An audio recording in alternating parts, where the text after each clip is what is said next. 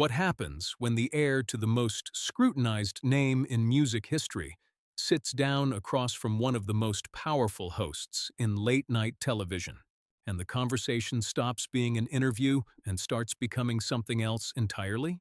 What happens when the questions cross a line that everyone in that room can feel, but nobody wants to say out loud?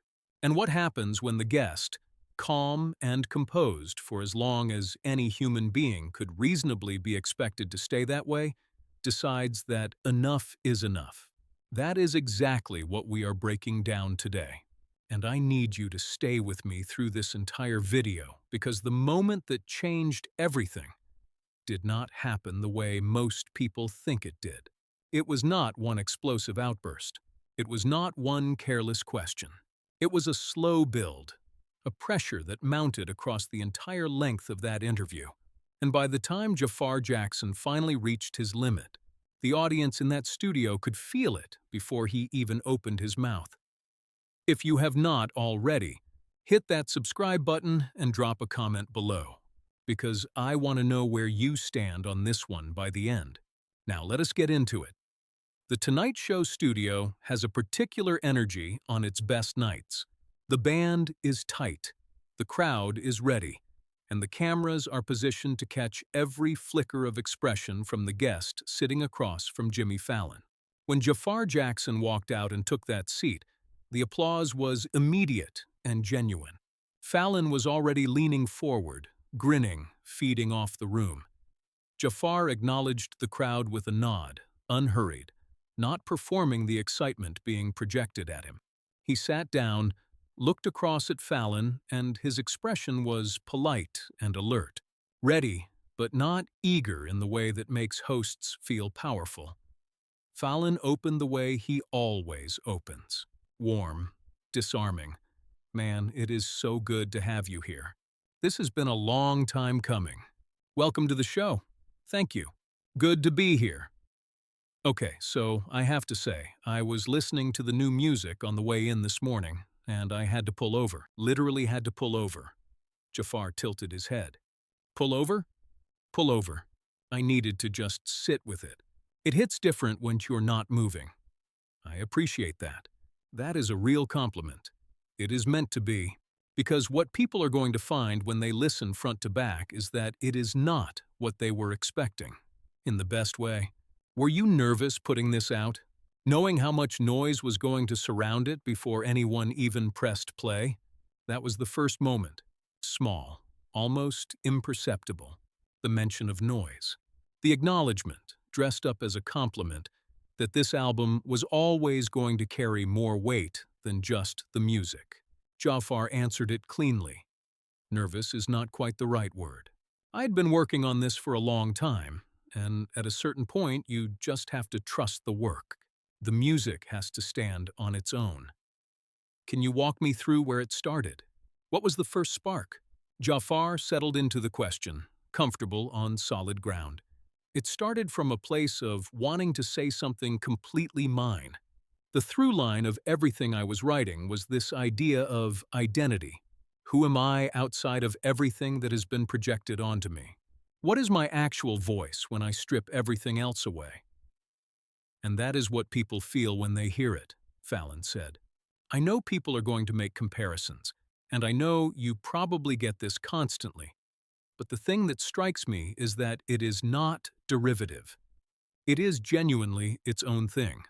I appreciate that. Learning how to use my voice, how to shape a song around what it actually does rather than forcing it into someone else's mold. That took time. That took a lot of failure. I love that you said failure, because that is the thing nobody wants to talk about. They want the highlight reel. Right. And I had a lot of those years. But you learn more from them than you ever do from the moments when everything goes right. The conversation was good, genuinely good. Fallon was listening. Jaafar was opening up in a measured but real way, and the audience was with them. There was a rhythm to it that felt, for a few minutes, like it might stay exactly where it was. But then Fallon reached for his card. It was a subtle gesture. He glanced down briefly, and when he looked back up, the quality of his attention had shifted. Something behind his eyes had changed from genuinely curious to carefully navigating. So I want to, and tell me if this is somewhere you do not want to go. But I think it would be almost impossible to have this conversation without touching on the legacy and what it means to carry that name into this space. How do you hold all of that? Jaafar's expression did not change. He had been here before, in various forms, throughout his life. He took a breath so controlled it barely registered. The name is something I was born into, and I do not spend a lot of time thinking about it as a burden. It is just who I am. And the music is what I have to offer in my own right. I try to keep those things separate, even when other people find them impossible to separate. That is a healthy way to look at it, Fallon said. Then, without pausing long enough for that to land, do you think audiences ever fully manage to separate them, though? Or do they always hear your music through the filter of everything that came before? Jaafar understood the framing, the way it slipped from the music to the legacy, to the thing underneath the legacy, the thing never named but always implied. He answered carefully. I think audiences are more capable of nuance than the media gives them credit for. And over time, as I put out more work, the conversation becomes more about the work and less about everything else. Absolutely, Fallon said. Absolutely. A brief pause. Does your family weigh in on the work? Give you feedback? My family is supportive. I am grateful for that. Are there members you are particularly close to? People who have shaped how you approach your career? I have a strong family unit. I will leave it at that. The audience laughed softly, reading it as modest deflection. Fallon laughed too. Fair enough, he paused. Before we play the new video, I want to ask you something, and I hope this lands the right way. There has been a lot of conversation in recent years about your uncle's legacy specifically, about how history is reassessing it. As someone who grew up close to all of that, how do you navigate that? How do you move through a world where that conversation is constantly being rehashed? The studio got quieter, not silent, but the ambient noise of a live audience dropped by several degrees, the way it does when a room collectively holds its breath. Jaafar looked at Fallon for a moment before answering. Steady, not hostile, but the ease that had been in his body since he sat down had shifted into something more deliberate. That conversation has been had at length in many places. I have always been clear that I am here to talk about my music, my work. I am my own person, and it is important to keep the focus on what I am actually here for. Of course, completely. Fallon turned to the audience. Should we look at this video? You need to see this. The crowd responded warmly. We will take a short break, and when we come back, we are watching it. Do not go anywhere. The applause filled the room, and the cameras pulled back. And in the moment before the broadcast cut to commercial, if you were watching closely enough, you could see Jaafar Jackson sit very still in that chair, not smiling at the crowd, not exchanging pleasantries with the band, just sitting, thinking, measuring something that only he could see.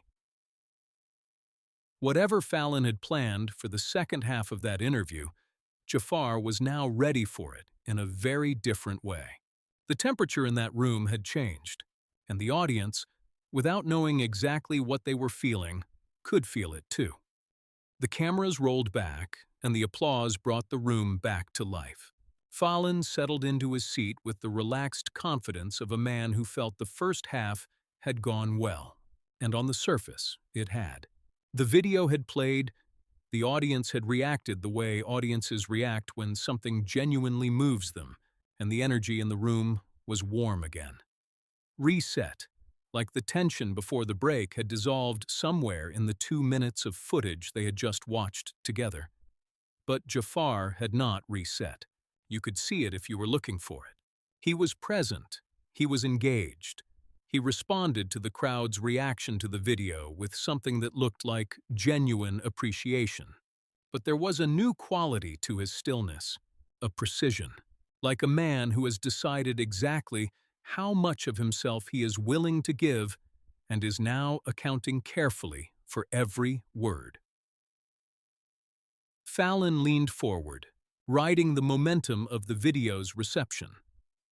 Okay, so that was stunning. I mean, the room just told you everything you need to know. How involved were you in the visual side of that? Because it felt like a very specific vision, very involved. I wanted the visuals to be an extension of what the music was already saying, rather than a separate piece of content sitting on top of it. Everything you see in that video came from conversations I was part of from the very beginning. It shows. It really shows.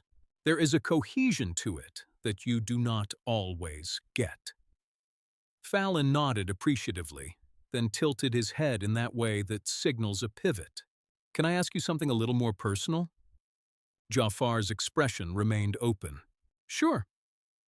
Growing up in the public eye the way you did, in that specific family environment, do you think it shaped your relationship with privacy? Because there is something about your presence, even right now in this room, where you seem very intentional about what you let people in on. It was a smart question, framed as an observation about Jaafar himself, about his psychology, his presence, his intentionality. But what it was really doing was pulling the camera back, widening the frame from the man sitting in the chair to the family he came from, to the household he grew up in, to everything that household contained. Jaafar recognized it, and he answered it on his own terms.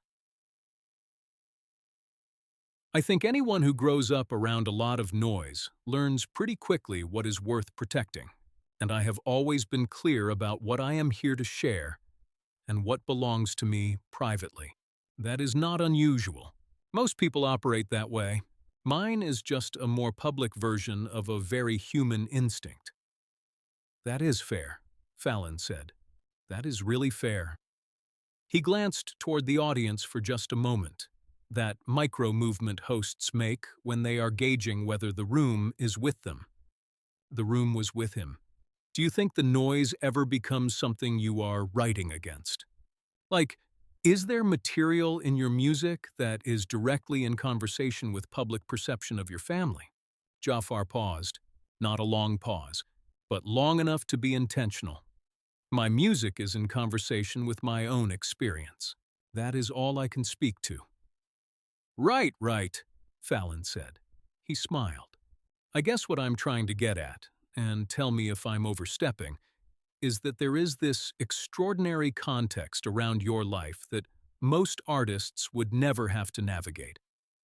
And I wonder whether the music is, even in part, a response to that context. Whether there is a version of this album that could only have been made by someone who lived what you lived.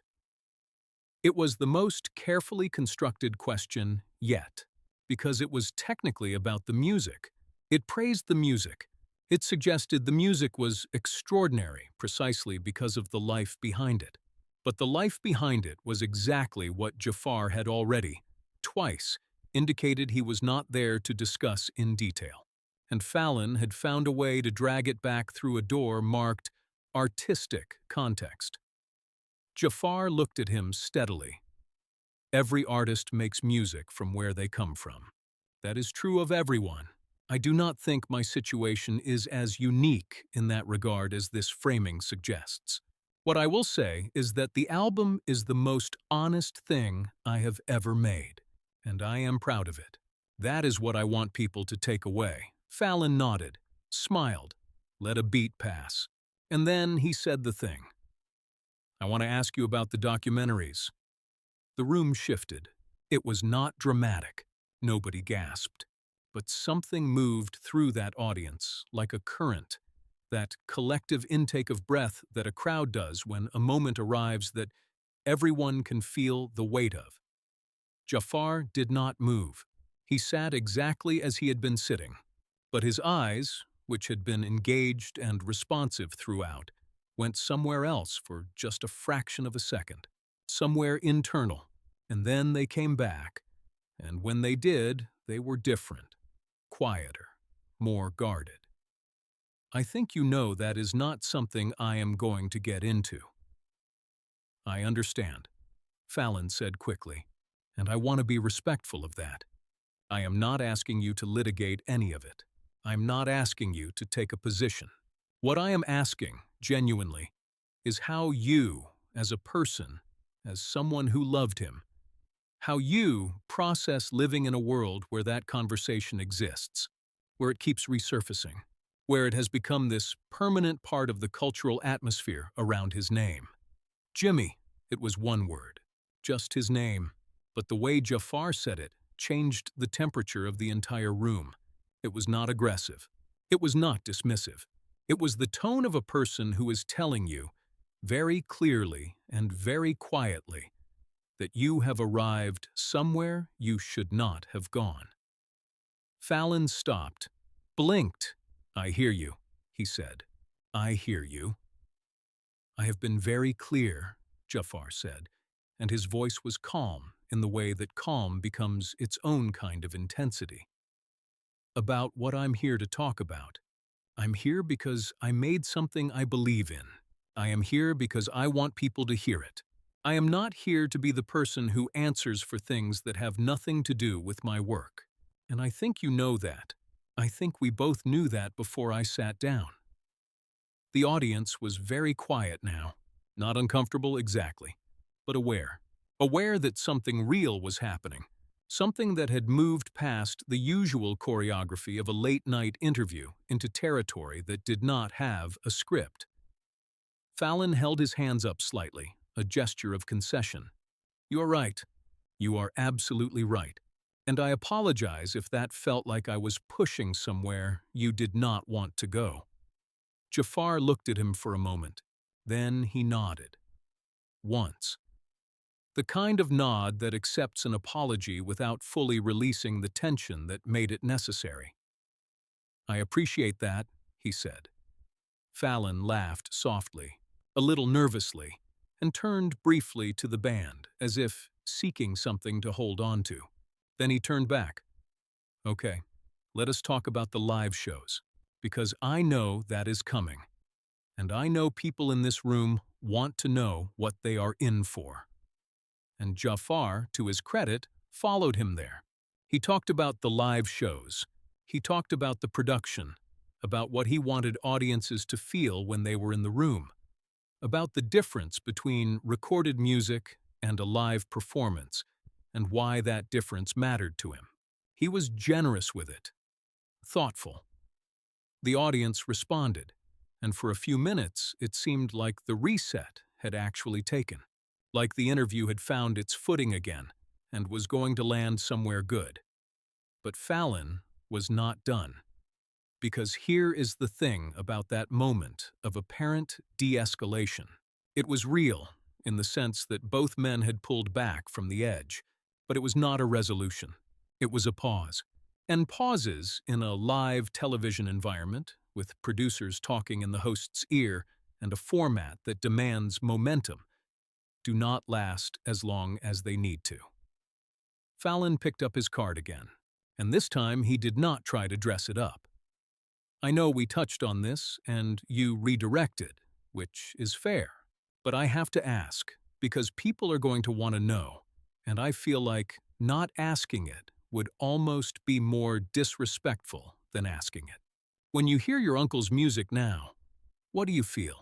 Like just personally, when it comes on, when you hear that voice, what happens inside you?" Jaafar went very still. The question was framed as intimate, as human, as the kind of thing a person who cared would ask.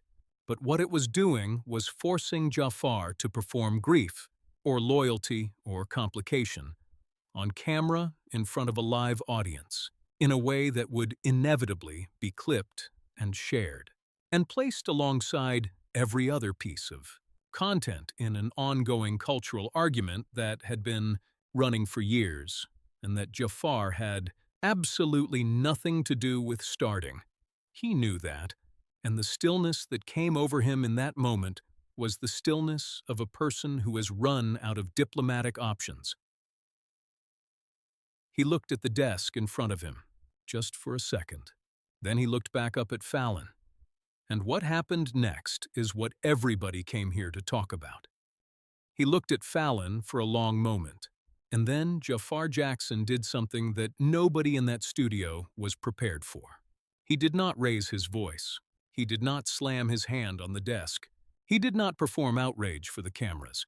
He simply leaned forward, slowly, and spoke in a tone so measured and so deliberate that it landed harder than any explosion could have.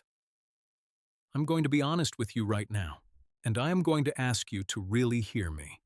Fallon nodded. The smile was gone. I came here tonight because I made music that I am proud of. I came here to talk about that music, to share it with people, to give them something. That was the agreement. That was the understanding.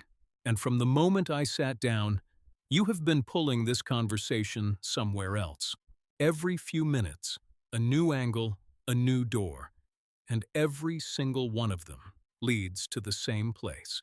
A place I have told you clearly that I am not going.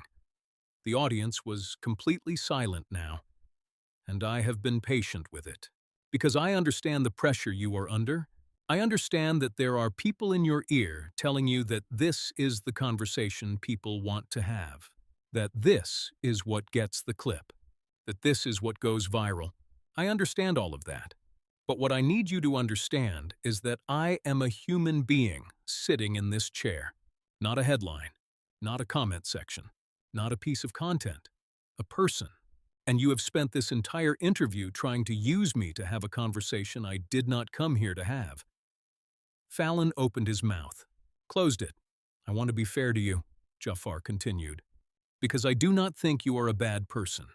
I think you are a person doing a job inside a machine that rewards a certain kind of moment. But I am not going to be that moment. Not tonight. Not like this. It was the most remarkable thing about the whole exchange. The control of it. There was no tremor in his voice, no crack of emotion breaking through, no moment where the composure slipped into something messier. He was not performing calm. He was actually calm. The kind of calm that only comes from absolute clarity about where you stand.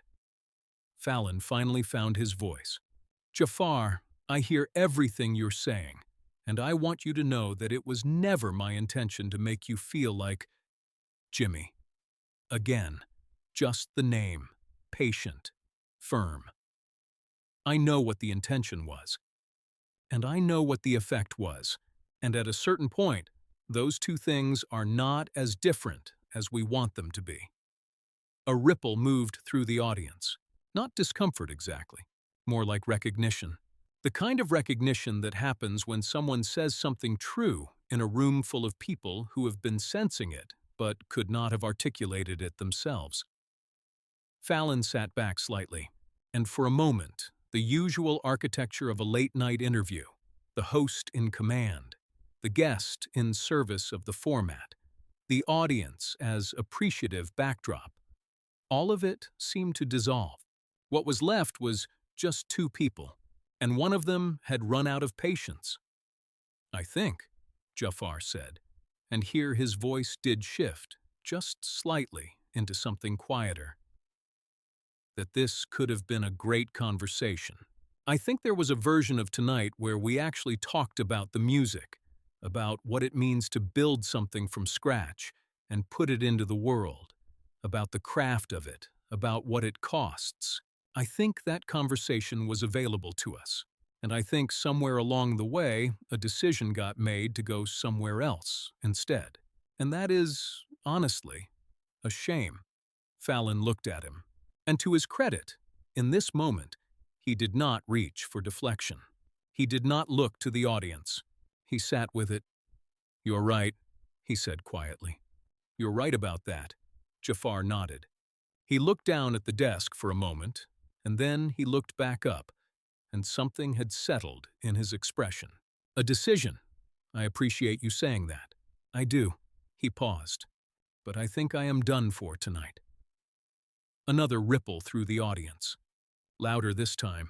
Not hostile, but alive. Awake. Fallon said, Jaafar, I do not say that with any anger toward you. I want to be clear about that. I am not storming out. I am not making a scene. He smiled at that, very slightly. The first real smile since before the break. I am just done. The music is out there. People can find it. I hope they do. And I hope that when they listen to it, they hear it for what it is. Something I made. Something that is mine. He placed both hands flat on the desk. Then he stood up. The audience did not know whether to applaud or stay silent, so they did both. A strange overlap of clapping and held breath that created its own kind of atmosphere. A few people in the front rows were already on their feet. Jaafar turned to the audience, looked at them, not performing for them, not working the room, just acknowledging them as people who had been in the room for something real. Thank you, he said simply. And then he walked off. Not quickly. Not with the rigid posture of someone holding themselves together. He walked the way he had walked on, unhurried, himself. Fallon watched him go, and then he turned to camera, and for one of the very few times in his long career behind that desk, he had nothing to say. He looked out at the audience, looked back at the empty chair, exhaled. Okay, he said, quietly, almost to himself. Okay, now here is what I want you to sit with, because this is where the conversation gets interesting. A lot of people watching that are going to frame it as a blow-up, a walkout, a dramatic moment for the timeline. And yes, on a surface level, that is what it was. But what actually happened in that interview was something more specific and more worth talking about. Jaafar Jackson did not lose control. That is the thing that gets missed when these moments get reduced to a clip or a headline. He was never out of control. From the moment he sat down to the moment he stood up and left. He was the most composed person in that building. And that composure was not passivity. It was not avoidance. It was a choice made repeatedly to respond with precision instead of heat, to name what was happening instead of just reacting to it. And what he named was something real. The pressure that exists in certain interviews, in certain media environments, to perform your pain, to give the camera access to the parts of your life that are most private, most complicated, most loaded with other people's projections and narratives. The expectation that because something happened in public, or because a name is public, the person who carries that name must also be public in ways they never chose. Jaafar did not accept that expectation. He sat across from it, acknowledged it clearly, and declined it. Without malice, without theatrics, with a level of self-possession that is genuinely rare in that environment. Whether you think Fallon crossed a line or was simply doing his job. Whether you think Jaafar was right to walk or should have stayed and kept pushing back. Whether you think the interview was a failure or, in a strange way, one of the most honest things that show has aired in years, those are conversations worth having. And I want to know where you land. But what is not up for debate, at least from where I am sitting, is that something true happened in that room. And in a media landscape built almost entirely on performance and calculation, something true is worth paying attention to. The music is out there. Go find it. Listen to it on its own terms. Let it be what it is without the noise around it. That is all Jaafar Jackson was asking for tonight. And I think that is a reasonable thing to ask. If you made it this far, I genuinely appreciate you. Make sure you are subscribed because we break down moments like this regularly, the ones that go deeper than the headline, the ones where the real story is in the detail. And drop a comment below with this question because I am genuinely curious. Do you think Jimmy Fallon crossed the line, or was he just doing his job? Let me know. I read every single one.